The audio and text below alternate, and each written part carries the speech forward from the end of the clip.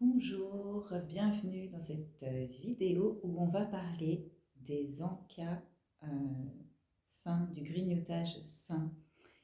C'est une fausse idée selon la naturopathie. Il y aura pas, vous ne pouvez pas avoir de grignotage sain. Alors bien sûr, manger des amandes, c'est toujours mieux que de manger du saucisson, des chips ou des bonbons.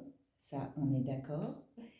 Mais je vais vous expliquer pourquoi, selon la naturopathie, il n'y a pas de grignotage sain et c'est pas par rapport à ce que vous avez choisi de manger en dehors de votre repas, c'est plutôt par rapport au mécanisme de digestion.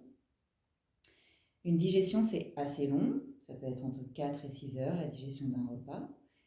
Donc, dès que vous mangez quelque chose, il n'y a pas de salle d'attente entre votre bouche et votre estomac, donc le travail est lancé tout de suite. La digestion, donc le mécanisme de digestion va s'étaler sur tout ce temps, de 4 et 6 heures, en fonction voilà, de la taille du repas, de la composition du repas que vous avez pris. Et donc grignoter pendant ce temps de digestion fait que la digestion en cours est stoppée et qu'une nouvelle est relancée en fonction de ce que vous venez de mettre dans votre bouche. C'est pour ça qu'il n'y a pas de grignotage sain possible. Ça ne tient pas à l'aliment que l'on choisit, ça tient au fait qu'on interrompt une digestion qui est déjà en cours et que donc à chaque fois que vous grignotez ne serait-ce qu'un petit pois, il y a une digestion qui va être relancée, forcément. Donc la digestion en cours est interrompue, une nouvelle digestion est relancée qui n'a plus rien à voir avec ce qu'il y a encore dans votre estomac, puisque la nouvelle digestion va être programmée en fonction de ce que vous venez de manger. Donc, c'est-à-dire que le mécanisme de digestion est lancé, puis arrêté, puis relancé, puis réarrêté, puis relancé, puis réarrêté. Donc, en plus de créer des gonflements au niveau du ventre, des ballonnements, des aigreurs, ça peut être des remontées acides, tout un tas de désordres vraiment au niveau de la digestion, il y a un deuxième effet qui se coule qui est très négatif pour le corps, c'est que ça va faire chuter votre immunité. Tout simplement parce que votre corps ne peut pas tout faire en même temps. Donc, quand on appelle ça le dispatching vital en naturopathie ou autre, c'est-à-dire que vous ne pouvez pas conduire une voiture pendant que vous lisez un bouquin, que vous pensez au cadeau de pot de départ de votre collègue qui part en retraite, que vous imaginez le repas que vous allez préparer pour les beaux-parents ce week-end, etc. Vous ne pouvez pas tout faire en même temps. Votre corps, c'est pareil, il va prioriser. Donc à chaque fois que vous mettez quelque chose dans votre bouche, comme je vous disais, il n'y a pas de temps d'attente, donc la digestion est lancée. Donc à chaque fois, vous concentrez l'énergie dont vous disposez sur le même point qui est la digestion.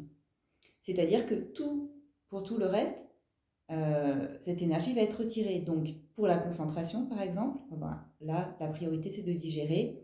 Vous allez perdre en concentration, en focus, etc. Ça va être également surtout sur le système immunitaire, puisque la digestion est lancée, ben là, la priorité tout de suite, c'est de digérer. Votre système immunitaire, il passe de côté. Donc c'est un fléau, le grignotage, c'est un fléau, c'est, je pense, enfin moi je dirais que c'est une des premières sources euh, de mauvaise santé, en fait. C'est le mécanisme qui entretient ou qui fait chuter, en tout cas, votre vitalité au quotidien. Donc, il n'y a pas de grignotage sain. C'est pas parce que vous choisissez mal l'aliment, c'est parce que ça entraîne une répétition d'une digestion qui ne sert à rien en plus, parce que ce sont des digestions excessives qui ne vont pas apporter ni vitalité, ni énergie, ni nutrition. En général, quand on grignote des petits trucs, des trucs en fait qui ne servent à rien, qui ne sont pas des aliments.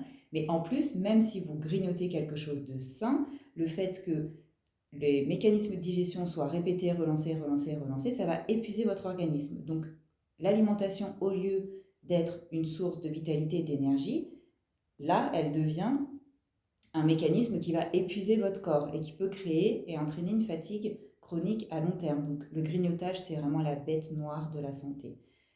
Donc, il y a des raisons possibles pour lesquelles vous avez envie de grignoter. En général, il y a deux raisons. Soit c'est parce que vous avez faim.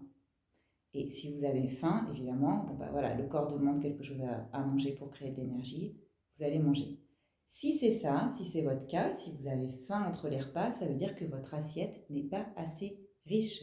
Soit que vous ne mangez pas assez, soit que la composition de votre assiette n'apporte pas ne répond pas aux besoins de votre organisme. Donc ça va être important de regarder ça pour pouvoir arrêter ces envies de grignotage. Ça peut être un manque de protéines, ça peut être un manque de féculents, ça peut être un manque de plein de choses, ça dépend vraiment de vos habitudes à vous chacun.